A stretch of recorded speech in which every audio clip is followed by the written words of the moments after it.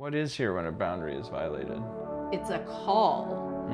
It's like, there's like something popping out from the like void of my subconscious that's like, here, it is a lesson, because it's not gonna go away. Like, it's gonna come back. It's gonna come back in a different, same way. And this has happened to me. Like, I am cutting this person out of my life. Like, they continuously cross these boundaries, and I can't, like, I don't know how to be with this human being. But it doesn't stop there. It's going to come back. Thank God. You are now entering the container.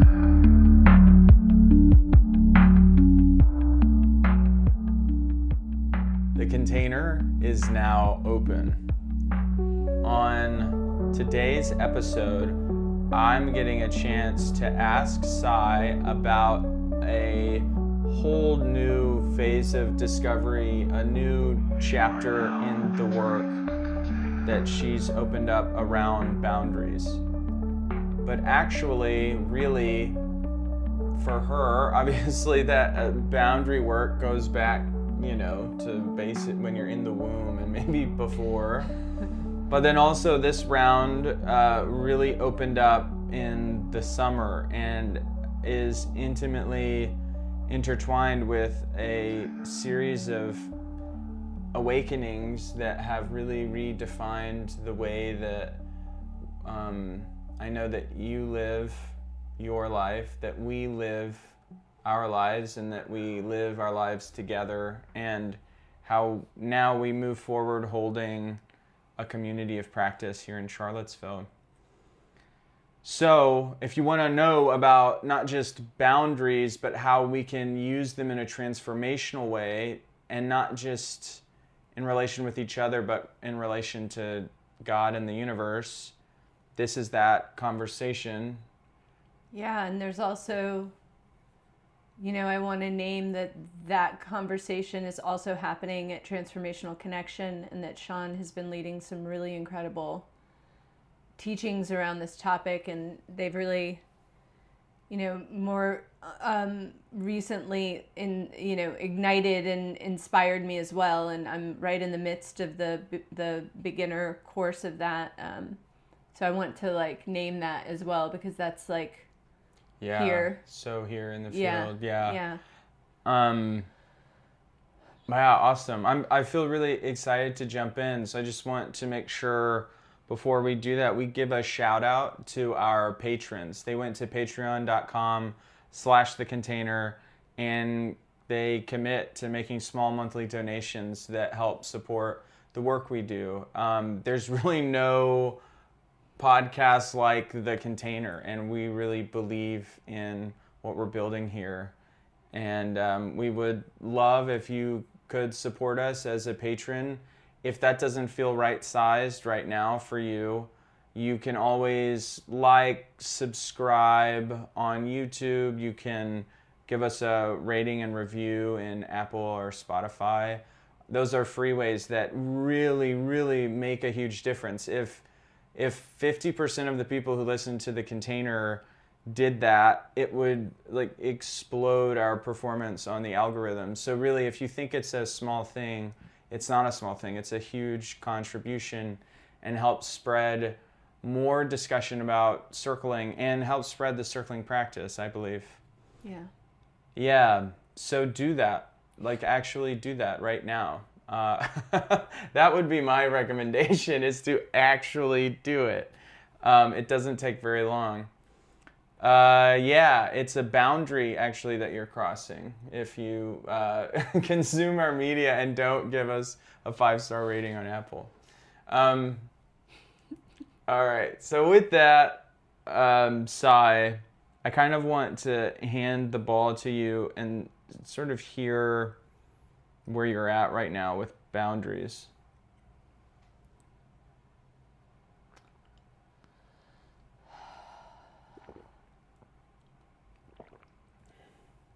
Yeah, right now I am in what feels like a liminal space. It feels vulnerable and kind of like floating through ether or something. It feels like new and uncertain, and but then at times like very certain. And so yeah, right now in this moment, I feel excited about the ways that our perception of ourselves and the other, and then the relational field that's between, like how those like expand and contract and like overlap, and but then I also feel like I don't know this field, like I'm like exploring it, like like a newborn baby, of like what is happening. But then there's this beginning of what, like, I imagine like the beginning of where I started really thinking about this a lot, or like more regularly, was in August of this year, and reading the book Getting Our Bodies Back by Christine Caldwell. And her description, which is just so alive for me, like so vibrant for me, of talking about cellular membranes and the way that the way that cells operate in a body is they have these walls, like they're contained in a container, and when the walls are permeable and like kind of supple, like things can get in and out, but the only things that can get in and out are the things that are vital, for its survival. And it actually thrives, and it like thrives when the permeability is there. But when it's more rigid, you get things like cancer and like disease, and it's walled off, and nothing can get it in or out. So it can't be with the other cells. It has to like. And so yeah, that's where it began for me, I think. There's this part of me that wants to make sure we go, and then the third version is where the cell doesn't have any kind of control over in or out. It's just right where where it just like permeability. turns into liquid soup, and Right. just sort of, And then there's no cell. and then there's no cell. Then Yeah. you're just like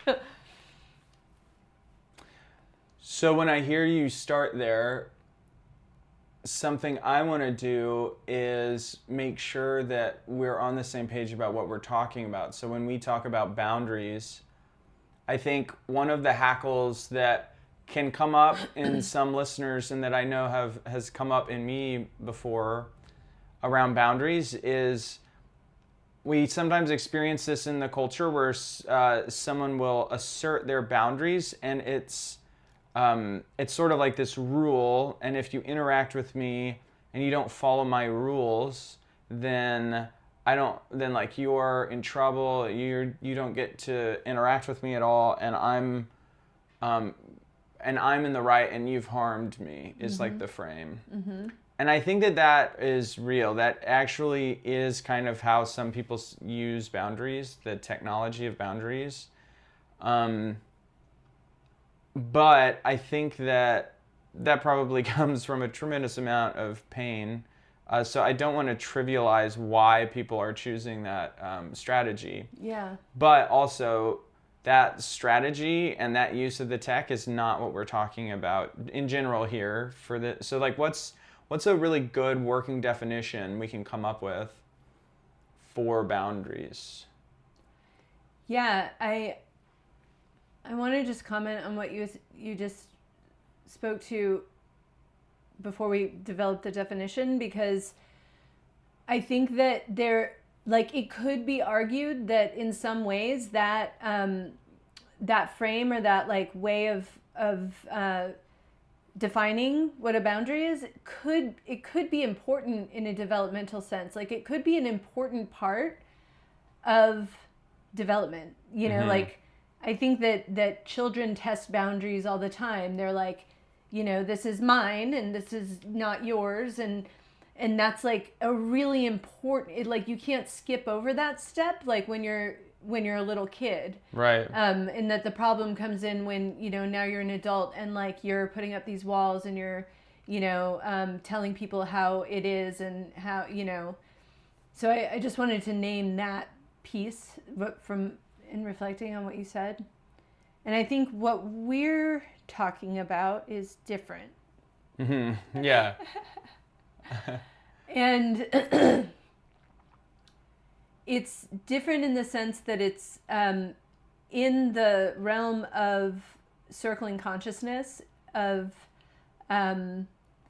presence and of mindfulness, of awareness of our, you know, our field, and that there is also this other, and like where do those things overlap, and how can we maintain our, you know, our inner integrity while holding with, you know, honoring the inner integrity of the other. And like, and the boundary is like somewhere in between there. It's like a mystery. And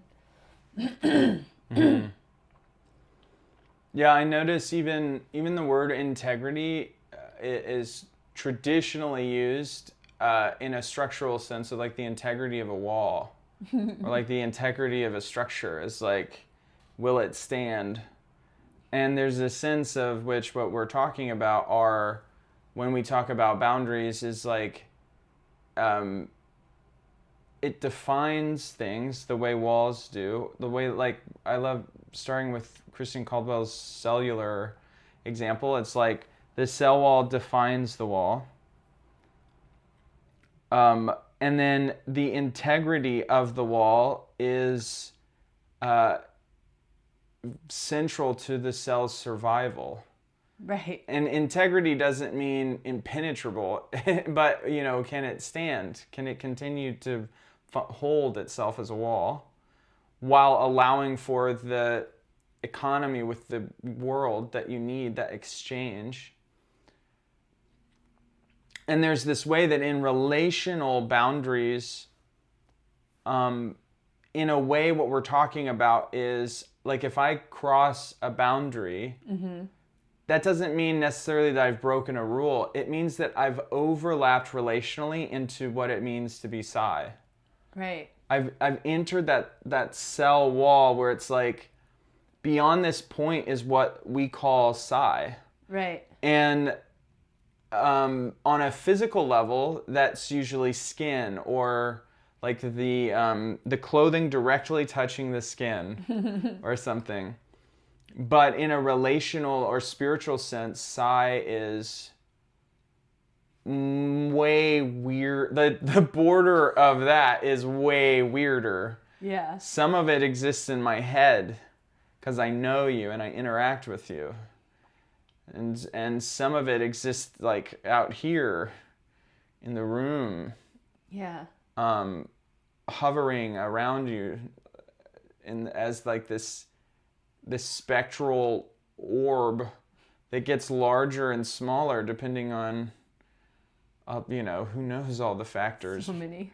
Yeah. On a subway, the orb shrinks up, you know, on a crowded subway, you're like, my orb is not allowed to be very big right now. But then, you know, on a hike, maybe it gets very, very big. Maybe it becomes an acre. Maybe it becomes bigger than that. So that's what comes up for me is that a boundary really, one way of thinking about it is it's just the limit of what you are. Yeah. Yeah. Yeah, it has me thinking about values. Which seems like a diversion or something maybe, but like, I think, a lot of how one way that we could think about how we operate in relationship is like based on a set of internal core values, whether we know what they are or not. And it's like some of, kind of like needs that some of these are like universal, maybe, but most are maybe not. And that's like kind of part of the mystery. It's like, it actually has me wonder, like, if I have a defined sense of what my core values are, am I like actually, is it easier for me to navigate like whether my experiences of my boundary being crossed or my boundary being penetrated, or or because it's like, well, it's like you get this sometimes a jolt of like, oh, like whatever you said, I feel angry, and then it's like, but I don't know why I'm angry. But then you could dig down to this, like, oh, I have a value that somehow the way that we just interacted, like, was it didn't meet or something.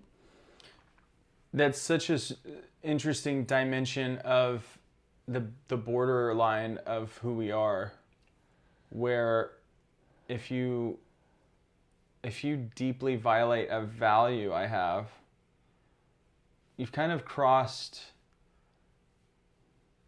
over into who I am, and you've kind of made a mess in a way. Yeah. I mean, even on really big scales, it feels true. Like, we'll see something happen in the news to people on the other side of the world, and it'll violate something inside of me. Mm-hmm. I'll just bring it down to me doing it, rather than masking it in like people sometimes. So they'll be like, I'll see people being treated a certain way, and it's like it crosses a boundary of mine. It crosses into who I am, and it hurts. Yeah. And I think this talk about boundaries often will quickly move into what are we entitled to or allowed to do when we're hurt in this way. Right. When someone crosses our boundary, and then there's pain in us that results. There's I think for many years now we've wanted to focus on, like, okay, well, if someone violates your boundaries, like, you can kick them out of your life, or do whatever moves you need to do to, like, protect yourself or whatever. And I think that's for people who previously haven't had the ability to do that. That's important. Mm-hmm. But I think that in a conversation about boundaries, that is like pedal to the metal, 100 miles an hour, moving so fast, because there's this huge wealth of, like, interest about, like, okay, pain has arisen from a boundary being crossed,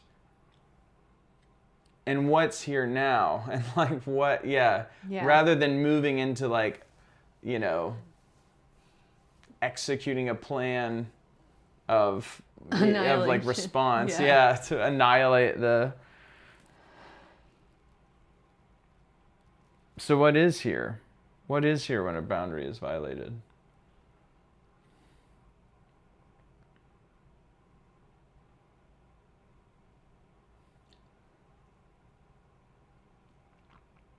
I think it's a call to an exploration of a deeper sense of knowing oneself. I mean, that's like, at least that's what's up for me. It's like, oh,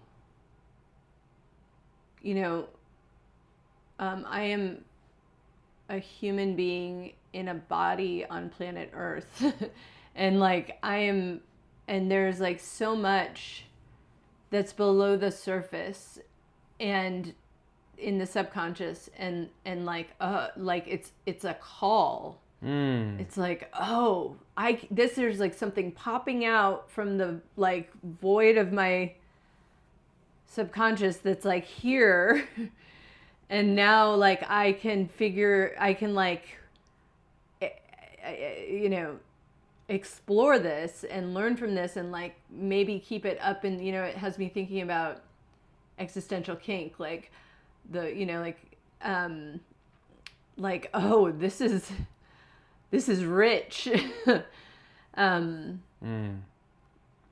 I mean, so, what is here? Yeah, it's like, it is a lesson, because it's not going to go away. Like, it's going to come back. It's going to come back in a different, same way. Right. If it's like, okay, and this has happened to me, like, I am cutting this person out of my life. Like, they continuously cross these boundaries, and I can't, like, I don't know how to be with this human being in relationship. But it doesn't stop there. That's not where it ends. That is like a bookmark. Like, okay, I set my line in the sand, and like now I'm protecting myself and I'm safe. But it's like it's going to come back.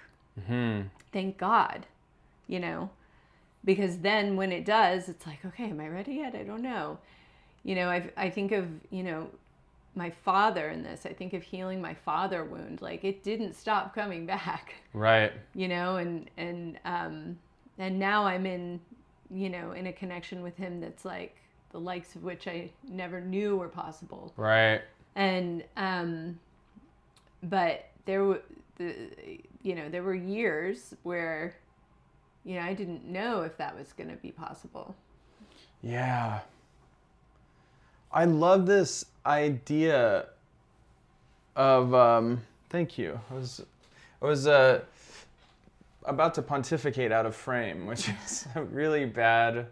That was violating the containers boundary here. I'll swing around over here. Yeah, something that I really like about this frame of a boundary violation as a call is like, yeah, if we cut someone out of our life because they are making boundary violations repeatedly, or the kinds of boundary violations they're making are it's just like, I cannot safely continue with my life if this is like going on. Yeah, those are good. That's a safety measure. A way of using boundaries is like an alert system. And, there's like it's like relational hygiene or something, to be like, yeah, I'm not going, it's like, I don't know how to navigate this, or I don't trust you or something. Anyways, there's that, and that is one way to use boundaries. But then if your boundaries were violated, that violation still lives in you. Yeah.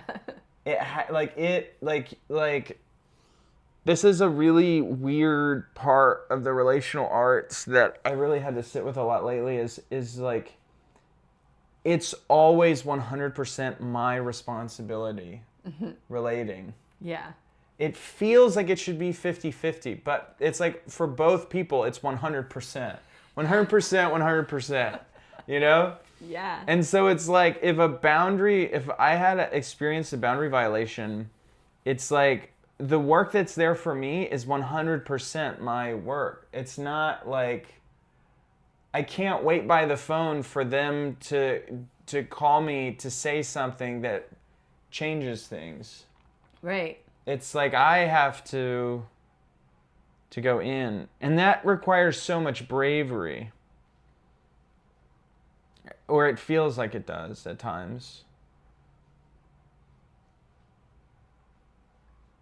Yeah, and it's something that I observe a lot in your practice, is bravery. of that kind. Yeah. You're a role model of mine for bravery in the practice. Yeah, I'm laughing because I'm like, as you were talking, I was thinking of sacred geometry. Of course, yeah. As is this, As one- like, yeah. as one would. And I'm thinking of spheres and Venn diagrams, and like when you said 100%, 100%, it's like there's these spheres, and like we're the spheres. And then the relational field is like the degree to which those spheres overlap. And then like that middle thing, it's like, okay, you know, right now our spheres are just like sort of it's like, okay, I've broken connection, but we're, you know, I've put up a boundary. So like we're just bumping up, like, but we're still, you know, touching. And then there's like connection, and it's, you know, where they overlap and like the degree to which they overlap. And then there's like full unity which is like the, you know, ultimate. But, Yeah. you know, but it's a dynamic. It's not like static. It's not like we're just always in this, we're 20% overlapped. It's like sometimes it's 1%. Sometimes it's 80%. And, Right. And then like sometimes it stays 80% for like a good long while, and we get used to it, and like, oh, it's really nice to be 80% overlapped. And then when it moves out, it's like, ouch, gee, fuck, that hurts. Yeah. Ooh, that hurts. Ooh, yeah. Ooh. Something I like about that is a relational model where when you relate to people, you invite them past your boundary. And it's like, now that they're beyond your boundary, they can violate the boundary. Yeah. Yeah. And that is, you know, that's really what all trust is. Right. Like, Yeah. And it's, in some sense, you could like locate basically all of the fear around vulnerability right there. Is that you're essentially, to be in relation at all is to have someone past a wall. Yeah. And they are now in a position to violate a boundary because they're past it. Yeah. And so if we want to really live deeply in love with our neighbor, as I've been told we're supposed to, then we're asked to navigate something that can be so scary. And we have to, you know, it's like, it's on us to learn how to understand and use boundaries then. Yes. And I think, you know, on a grander sense, it's like, you know, for those of us that are parents, it's actually on us to teach our children the same, because, you know, the moment that the baby comes, well, really the moment that the like cell first splits, like there's, you know, it's like there are now two where there was one. And so it's like, yeah, the process of individuation, and like, you know, how is the adult like helping the child to navigate that, and like, yeah, and how, you know, how skillfully any given relationship with a child is going to determine, like, you know, their skill, like a large part of like their skill in being able to do that in relationships with other people later. Yeah. Not to get all heavy about it, but like parenting is kind of important. And and the as I'm like sighing as I'm listening to you say that, because that process of total overlap of mother and infant to you know, there's some overlap, but it's like, you know, more individuated, is so fraught and such fertile ground for traumas large and small. and when you're witnessing a difficult moment in that process, it's really it's really palpable, like how important it is and how dangerous it is in a way. Mm-hmm.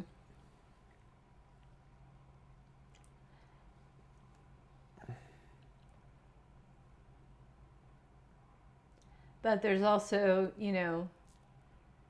healing our traumas is like the power that and the like energy that is released from that is so important too. So it's like, yeah, there needs to be some, that difficulty is fortifying, Right. it can be fortifying. It can be tragic as fuck too. But I mean, at least in my experience, like healing the wounds of the parents, has been like, thank goodness I got to do that, because now I get to be like, oh, like, yeah, in this other reality of Yeah.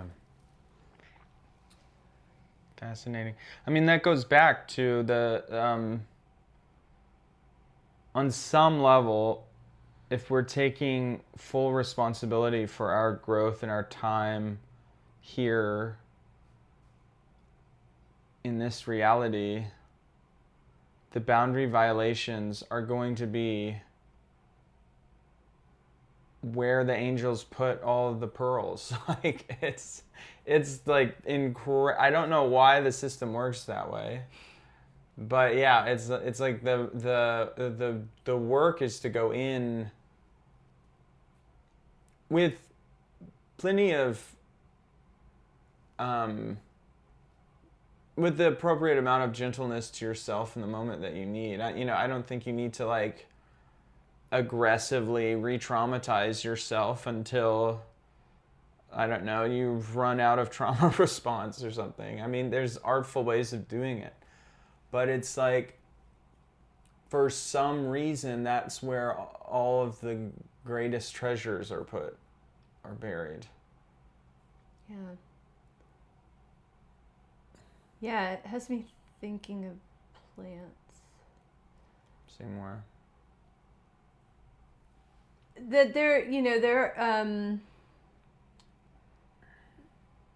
and I guess like I don't know a lot. I know some about plants, but one thing I do know is that there are many plants in the kingdom of plants that really thrive when they are put to freeze before they first emerge from the soil, like, or like a tree, yeah, like when the roots are like the wind pushes a tree and like the roots are kind of pulled, and it like actually strengthens the roots, like it has them like hold on tighter and grip tighter, and if it weren't for that like intense wind, they wouldn't have that opportunity to it's like in a perfect condition.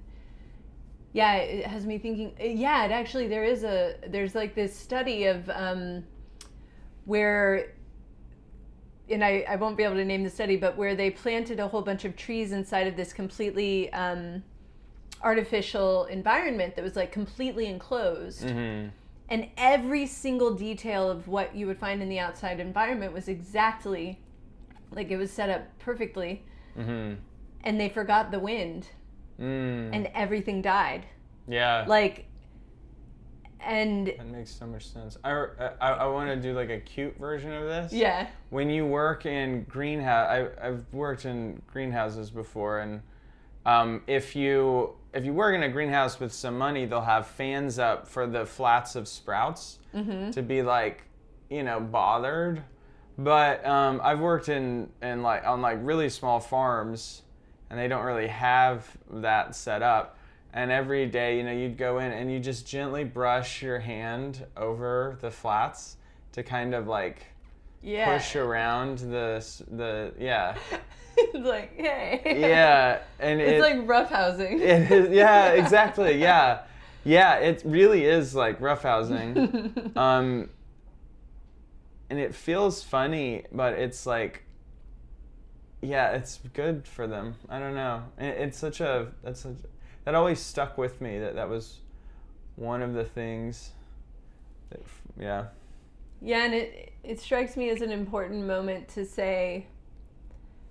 I recently had like a short exchange with Sean Wilkinson on the topic of boundaries, but I like noticed then and noticed now that these, like, we've gotten into this very abstract and kind of like lofty territory, Mm-hmm.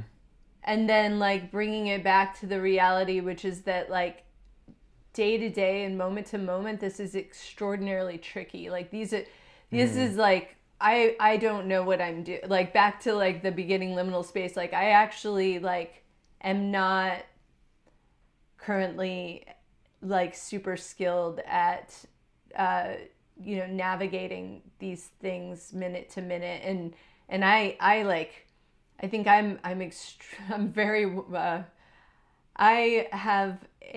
I'm the kind of person that crosses boundaries because I have this story of myself that I'm very intuitive, and I have a lot of evidence in the external world that that's true. And so then at times I'll overuse that. I'm like, oh, you're this. Right. Like I've been doing this to you. Like you're this. Right. And you can't Like tell me you're otherwise. angry Like or you you're- are. Like Yeah. and don't try to say you're not. Right. Like, that's so intrusive. Like, yeah. Anyway, just a little admitting my Yeah. unskilled. Well, I like that too. The way that we were talking about this earlier today, like the framing, like you can ask like, hey, how are you doing? You can check in with someone, or you can be like, hey, are you scared or are you sad right now? And it's like, it seems so small, but asking someone how they're doing welcomes them to like share and be with where they're at, and then asking them if they're sad, it sort of creates a virtual, like if I ask you if you're sad, I've created this virtual sigh that's sad, and then you kind of have to like, if you don't want to be seen as sad, you have to like defeat this virtual version. It's like very boundary. It crosses a boundary. It becomes the first priority. It's like, oh, let me check in. Am I sad?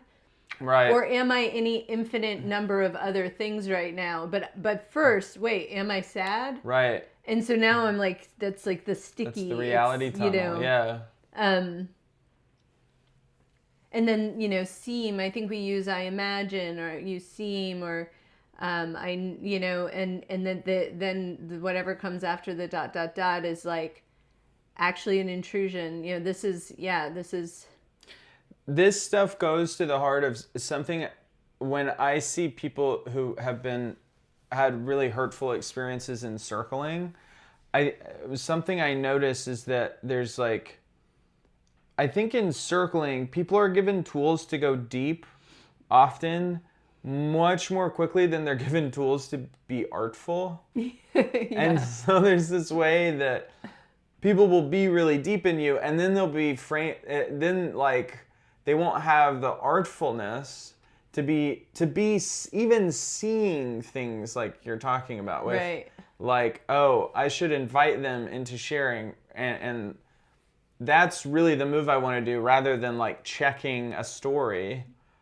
It's like, yeah, there's an artfulness to knowing when to do which, because you also don't want to be fucking joyless, and like sometimes it's fun or actually more connecting to be like, are you like, yeah, like, do you need to I don't know, say something right now? Like you don't want to be joyless about it, but it's like, but artfulness is I think it behooves us to learn to be artful at least as intensely as we're learning how to go deep. Mm-hmm. Because, again, going deep is going really far past a boundary. Mm-hmm. And so the further past someone's boundary you're going, the higher the stakes of violating. Yeah. And like if you're not artful, it becomes, I think, even, it probably, I want to say this is true, but it's just kind of coming up in me right now. I imagine that the deeper past the boundary point you go into someone, like, it's not just that the stakes get higher if you do violate the boundary, but the risk of violation gets kind of higher. It's like less sturdy territory. People have the deeper you go into someone, the less used to people being here they are. Yeah. Like, if you're just talking about the weather, it's like people are pretty used to people saying all kinds of things at that level of depth. Right. But you start going into being really intimate with someone's present moment, and it's like, yeah, how familiar are we with, like, someone mucking around down there? Like, we're gonna be less, no matter how trained we are, no matter how skilled we are, it will be less workable down there than up top. Yeah. And that really reminds me of a lot of recent discussion in the circling community around pain experienced in the practice. And it's like, well, yeah, I mean, one of the kind of like forever tasks is to develop that artfulness. Yeah. In your community. Yeah. I mean, it's hard though, because I've had so many experiences where it's like you're circling, and the desire is there to just like, yeah, let's go deep right now. Mm-hmm. And that can be this kind of yearning desire that a lot of people in the field start to have, and they're like, we're here, we're circling, let's go deep, man. We're here. Like, this is why we showed up. This is what we want, to go deep. And so then there can be a lot of pressure, or like a lot of momentum maybe. For some people, it'll be experienced as pressure. For others, like momentum and like excitement to go deep. And I would say it's like there's rarely a lot of excitement in the room to be like, let's be artful. Let's, really, let's develop fine-grained artfulness about, behaving beyond the boundary. Yeah.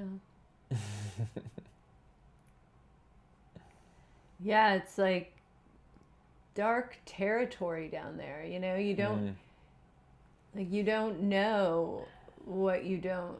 It's like you don't know what you're gonna find deep. Mm-hmm. Like you can't possibly know it's deep. It's not. Right. It's like going up into space in a freaking spaceship. Like, you don't know what you're gonna find there. Like, you can, like, okay, it's probably gonna be like this, and we have these like tools or whatever. It's like, say it's gonna be this way, but you don't really know. Right.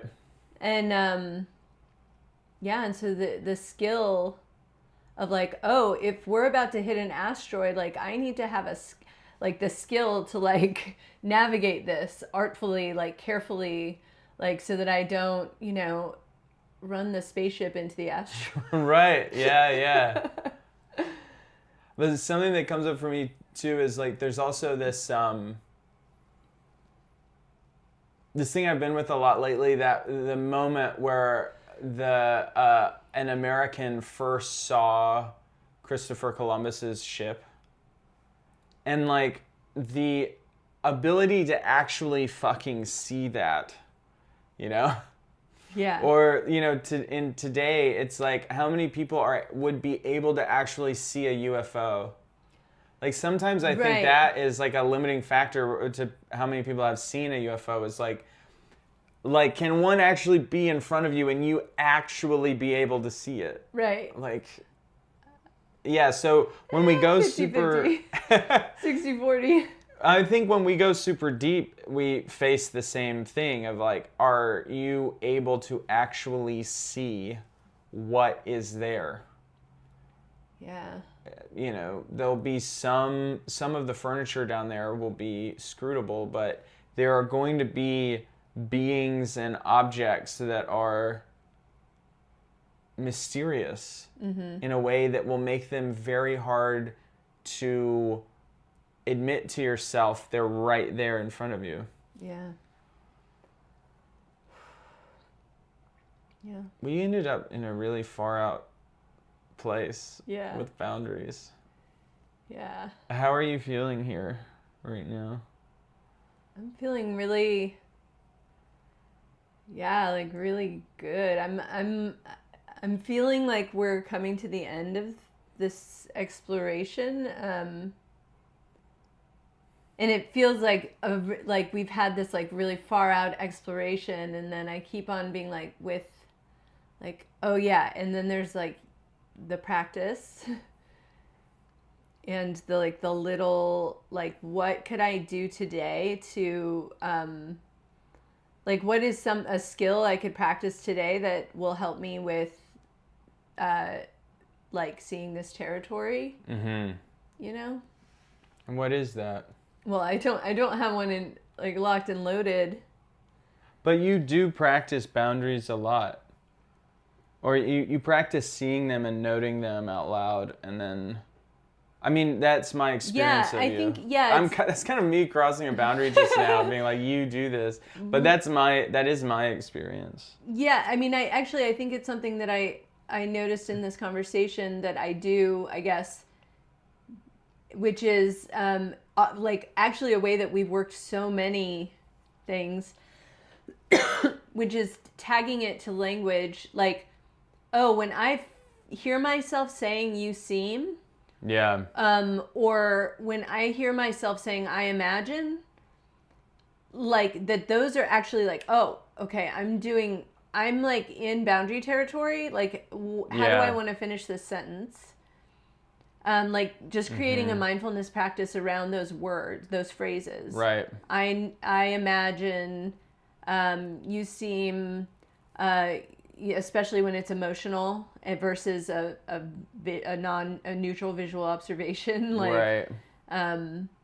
So something I like that you did not at any point just now say like, oh, I'm not allowed to say you seem, or like it's bad to do that. No. It's more like bringing like when I'm starting to say that, checking in like, is that the move I actually want to make here? Yeah.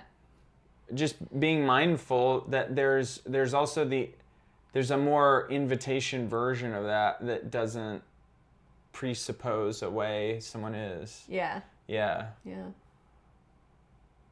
I think for me, I notice, a lot, there's sometimes you get good practical tools with these topics, but there's also, with so much of the material of personal growth and like spiritual development, it's almost like if you want to work boundaries, listen to this podcast, think about boundaries, and circle.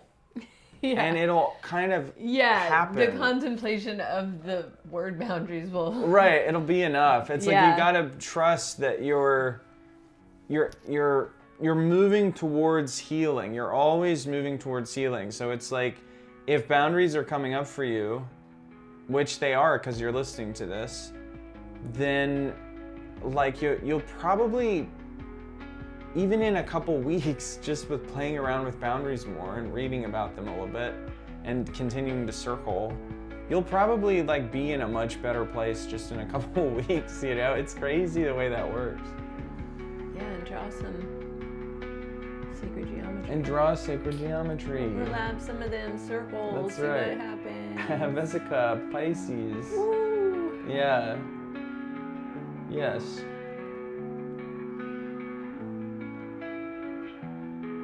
Did we get it? Yeah. Is it feeling right? Yes. You want to close us out?